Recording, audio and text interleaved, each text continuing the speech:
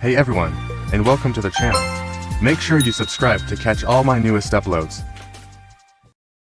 My 7-year marriage to my 33-year-old wife had always been relatively harmonious, albeit imperfect. We didn't have children, and while we experienced the usual ebb and flow of any long-term relationship, trust had always been a cornerstone. That trust, however, began to erode almost imperceptibly, like the gradual wearing away of a stone by a constant drip. It started subtly, with a new job she'd taken 2 years prior. Initially, she'd mentioned a co-worker she found disagreeable, labeling him with a rather unflattering epithet. Yet, over time, her tone softened, the complaints faded, and his name rarely crossed her lips. At the time, I dismissed it as her simply adjusting to the workplace dynamics. We weren't a couple who constantly dissected each other's professional lives, and I saw no reason for suspicion. Fast forward to a month ago, a shift occurred, a subtle yet palpable change in her behavior. Her phone became an extension of her hand, constantly buzzing with incoming texts. Evenings and weekends, once shared, were now filled with vague appointments and commitments. A wall of emotional distance seemed to rise between us, a chilling contrast to our usual comfortable intimacy. She became increasingly evasive, offering flimsy explanations for her whereabouts and activities. Small, seemingly insignificant lies began to pepper our conversations, each one a tiny crack in the foundation of our relationship. The final straw, the lie that pushed me over the edge, revolved around a supposed business trip to Florida. She packed a swimsuit, far more revealing than anything she'd ever worn before. When questioned, she claimed to have purchased it online, deemed it unsuitable, and decided against taking it. Yet, my intuition screamed otherwise. For the first time in our 7 years together, I violated her privacy. Driven by annoying suspicion, I searched her work bag. Inside, I discovered a telling clue, a caricature-like drawing of her on hotel stationery, accompanied by a post-it note with directions to a male co-worker's house written in her unmistakable handwriting.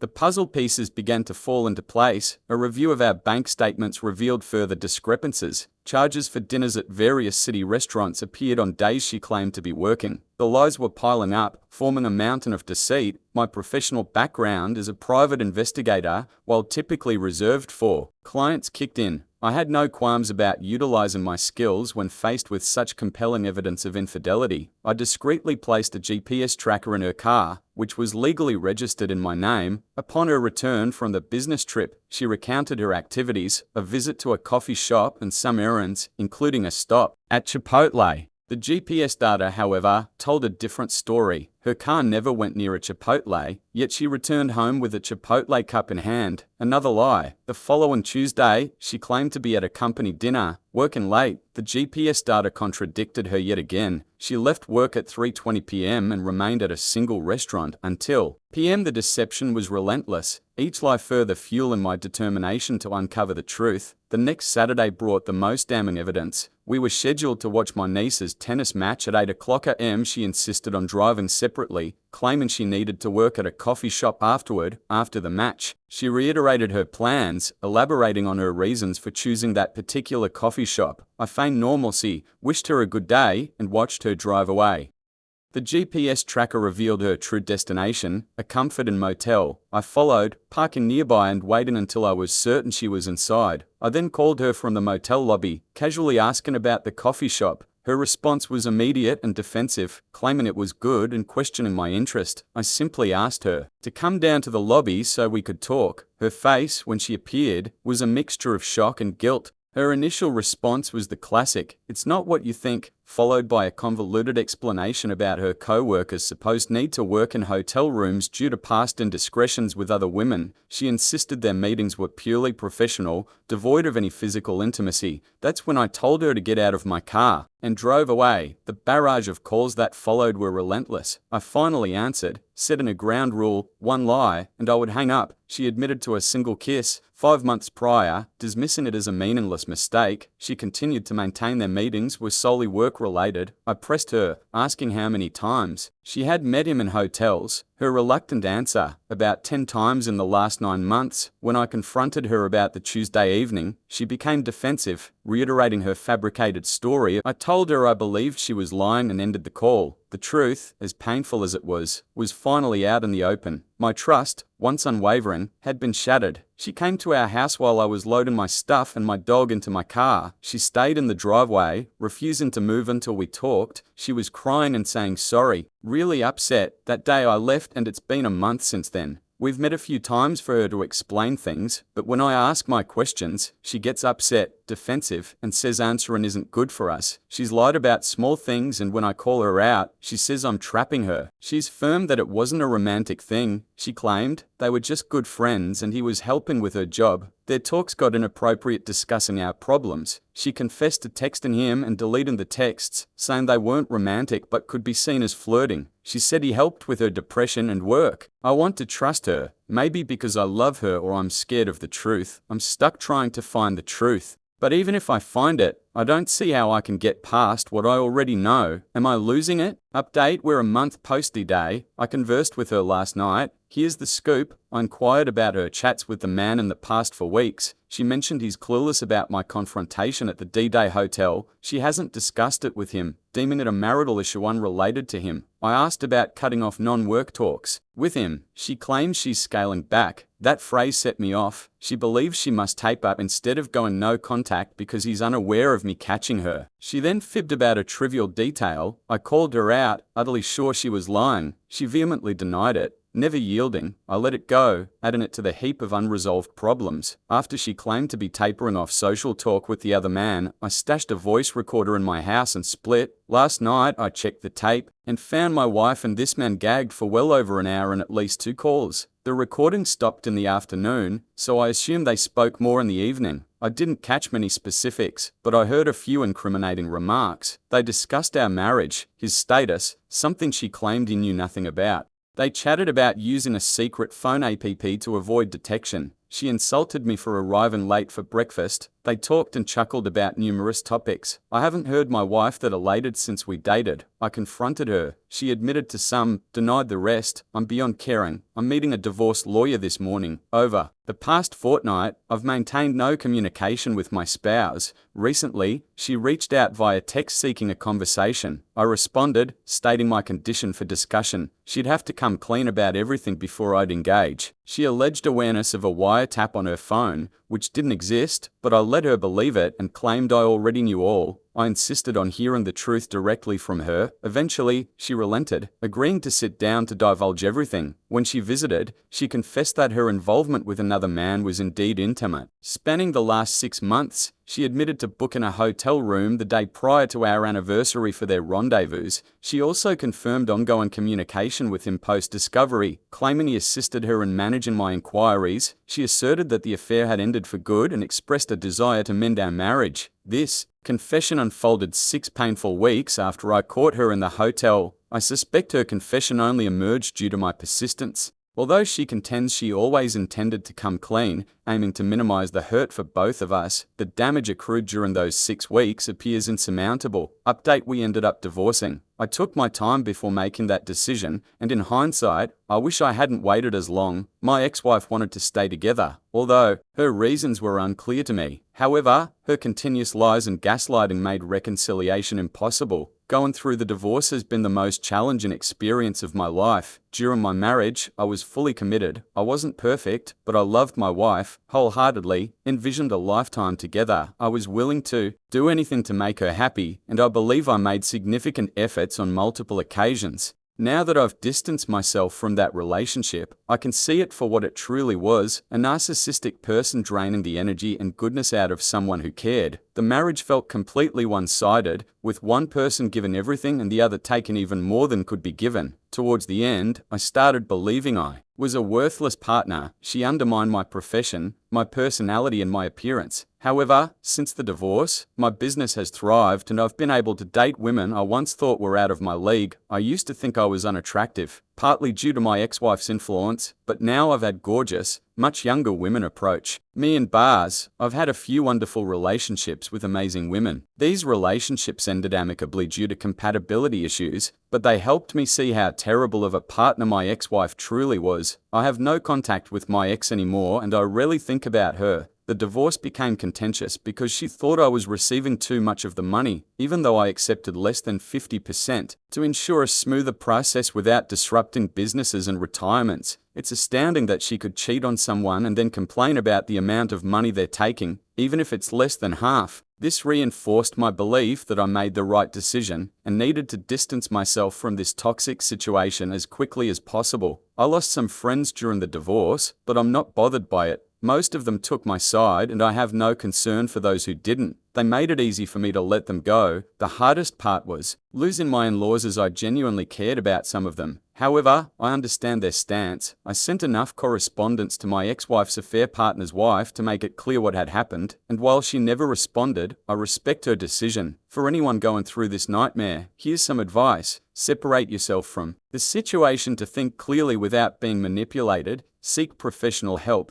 Surround yourself with friends and family. Make healthy choices. Stay active. Limit substance use and prioritize self-care. Listen to advice, but ultimately make your own decisions because it's your life. There were incredibly dark days after discovering the affair, but after the initial heartache, this period has been the best time of my life. I find genuine happiness every day. If you're facing a similar situation and need advice from someone who's been through it, feel free to reach out. I'm here to help. Alright, that was a fun story. Now let's move on to another exciting one. Stay tuned and let's dive into story 2. Around a month ago, I discovered that both of my children were the results of affairs. My soon-to-be ex-wife I had been harboring suspicions for a while that neither of them was biologically mine. 6 years ago, when my son was born, I experienced immense happiness. I had married my best friend. We had a child together and everything seemed perfect. However, as he grew older, I started to have doubts about his parentage. He didn't resemble me, and the more he grew, the more apparent it became that he looked vastly different from what I would expect my child to look like.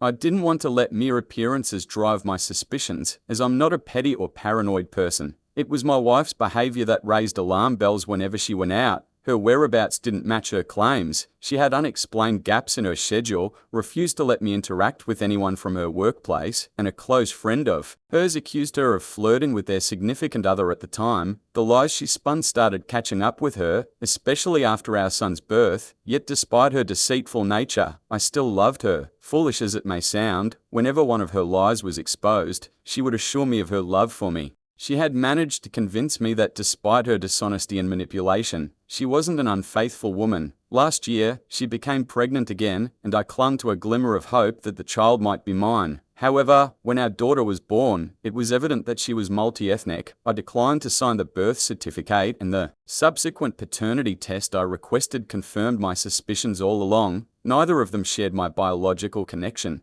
The day I received those test results was the day I initiated divorce proceedings against my unfaithful spouse and walked away from the family I had built. I understood that my departure would shatter her son's life as he witnessed me leaving. Despite my apprehensions, I had been the best father I could be to him, pouring all my love and effort into being the dad he deserved. However, now when I see him, I am overcome with repulsion. I am repulsed by my unfaithful wife, repulsed by my own lack of trust in my instincts, and repulsed that the last 6 years of my life have amounted to nothing. Multiple individuals have labeled me a monster for leaving my son in this manner. Since I moved out, my ex has repeatedly attempted to manipulate me into reconciling by using him as a bargaining chip. She has him call me at odd hours of the night, crying and pleading for his daddy to return. On the day I packed my belongings to move out, she paraded him into the room to demonstrate the damage I was causing, both online and offline. Every time he is mentioned, I am criticized and condemned. Despite the fact that I am not biologically related to the boy, I am his father. Regrettably, I have now come to realize that for most people, my own feelings hold no significance. My parents are my sole supporters throughout this ordeal, while my own siblings brand me a reprehensible person for leaving a child in such a manner. My sense of betrayal and sorrow is disregarded because a child is involved. I understand it's not his fault. I know that the man he called his father for his entire life just walked away. But why am I expected to man up? Why should I pretend everything is fine and suppress my contempt for this entire situation? Why should I set aside my own life and emotions? I never truly was the boy's father, even though I loved him as one and still do. However, I would come to resent and despise him if I were forced to continue playing that role. I would loathe myself for not standing up and reclaiming my own life. He is not my child, and although it's not his fault, he is no longer my responsibility.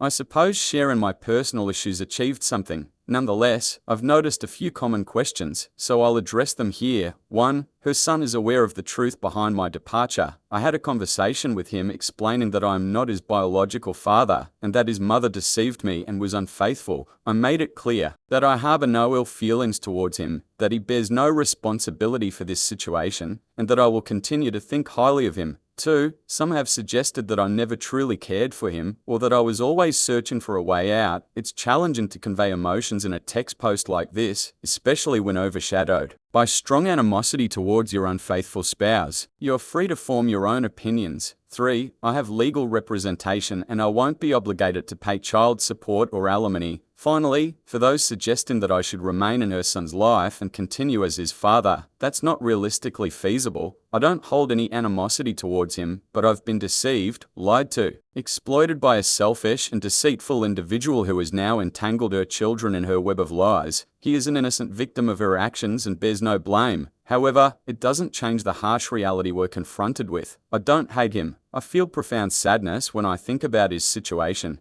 Nevertheless, when I look at him, all I see is 6 years of deception, 6 years of being taken advantage of, and 6 long years of accumulated doubts and frustrations with a woman who used me. I can't simply set aside my resentment to try to be a part of his life, because the life I lived with him was nothing more than a facade crafted by his mother. This is the harsh reality I must grapple with, and I cannot in good conscience subject myself or him to any more of it. I've noticed numerous armchair lawyers in the comments suggesting that this post is fake due to the reasons I mentioned earlier. I won't disclose my current state of residence, but I am currently in the process of legally challenging paternity, known as the disestablishment of paternity. This won't silence the 90% of you who think Google makes you legal experts, but at least I've made an effort. This will be my final edit before I move on from this little distraction I created for myself. Firstly, I want to express my gratitude to everyone for their kind words, whether in the comments, DMs, or chat. You've brightened my day, which hasn't happened in a while. I wish I could respond to each of you, but I can't thank you enough. Secondly, I've noticed many people vehemently criticizing the words I used to describe my soon-to-be ex. I want to clarify that I'm currently in one of the darkest periods of my life. All I feel is intense anger towards the woman who has devastated my life. Is the language I used inappropriate? Is the word I chose to describe her degrading and offensive? Yes, I'll admit that, but I won't apologize for it. What I've written here today reflects the harsh reality I'm facing right now.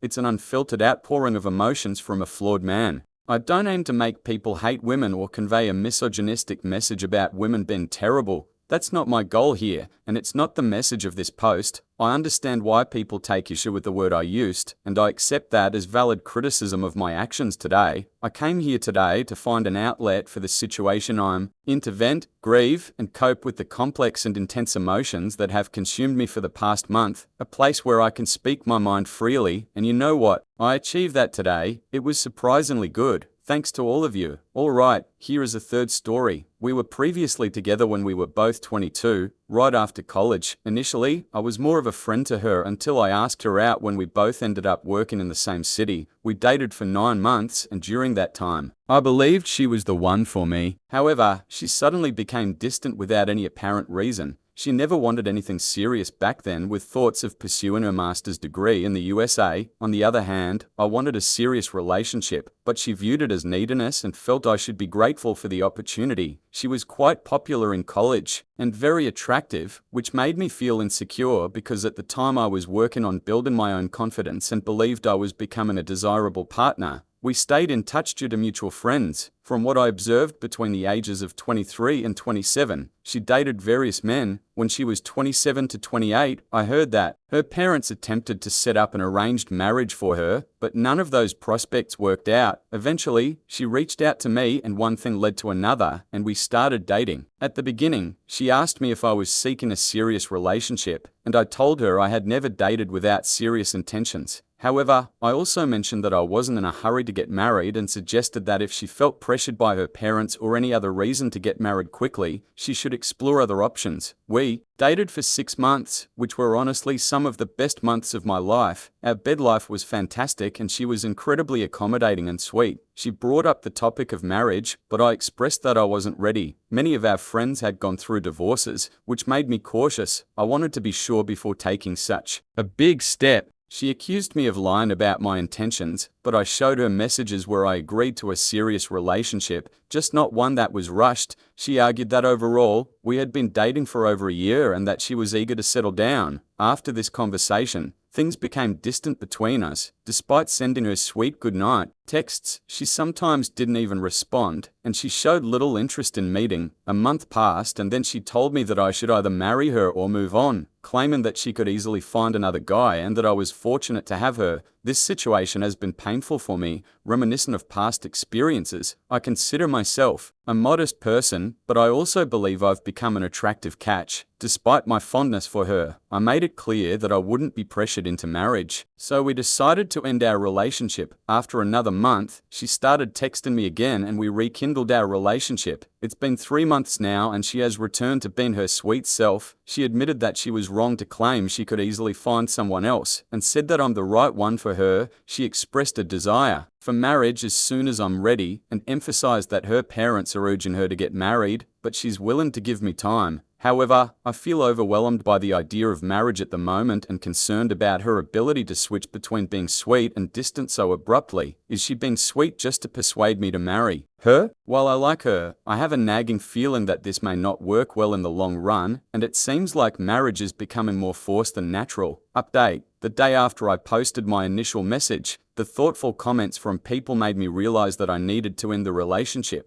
A realization I probably should have reached without posting. Last Saturday was quite chaotic, and I'm really grateful for the advice I received. I decided to break up with her and now I feel like it was the obvious choice. I called her in the morning and explained that I couldn't handle the abrupt shifts between being cold and distant. I also told her that she should find someone who aligns with her timeline, and I didn't want to be pressured into marriage. I expressed that it hurt me when she believed she was better than me and out of my league. I want someone who treats me as an equal. I mentioned that I wanted to end things on good terms and wished her well. Her response was anger. She accused me of never loving her and targeted some of my insecurities, which I prefer not to share, even anonymously. The conversation became heated, and although I tried to calm her down and end things amicably, she was insistent that I had wasted her time and wasn't a real man, leading to a bitter ending. Then she sends me a text expressing her desire to end things on better terms. She suggests that she'll come over so we can have a productive conversation about our relationship.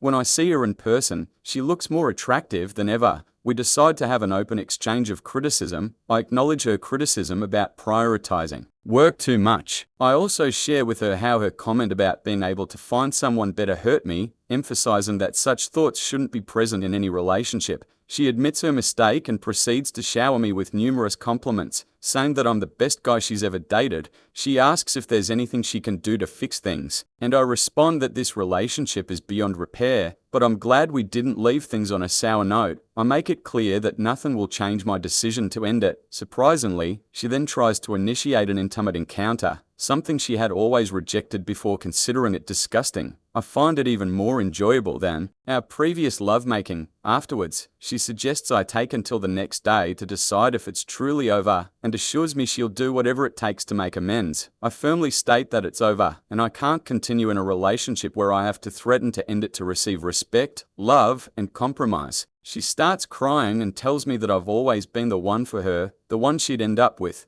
She reveals that some of her friends had shown interest in me over the years, but she kept it a secret because she wanted me in the end. Despite her persistent pleas for over an hour, I stand my ground and eventually she accepts the reality and leaves. Later, I receive a screenshot from a friend of an Instagram story she posted for her close friends. I was part of that list earlier this week, but clearly not anymore. It's a special list in green where you only share content with a select group of followers. The story essentially criticizes me for wasting our time, among other things. I decide to send her a final message before blocking her. I express my hope that everything goes well in her life and that we can go our separate ways. I feel liberated and look forward to finding a woman who treats me with kindness and loves me for who I am. All right, here is a fourth story. It all began as a typical Wednesday. I wrapped up my work and headed over to my girlfriend's place to hang out after dinner. We've been in a relationship for about a year and a half. When I arrived at her house, she explained that she had plans to meet up with her best friend and that they wanted to go to another girl's house, someone they've only met a few times, to have some drinks. I wasn't thrilled about going to this other girl's house and suggested that we just spend some time at her best friend's place and then head back home since I had work in the morning. Besides, I find it more enjoyable to hang out with her best friend's boyfriend while they do their thing, so we went to her best friend's place, where I was supposed to pick her up to go to the other girl's house.